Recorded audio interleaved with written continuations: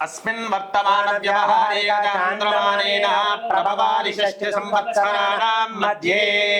श्रीशोभकृतनाम संवत्सरे उत्तरायणे पुष्यमासे शुक्लपक्षे दशम्यायां वासरावासरस्तु स्थिरवासरे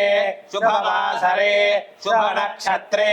शुभयोगे शुभकरण एवं गुण विशेषण विशिष्टायाम् अस्यां शुभतिथौ अस्य गोत्रोद्भवस्य भरद्वाज गोत्रोद्भवस्य सौरव सिंह नामधेयस्य राकूर्मणि राम सिंह नामधेयस्य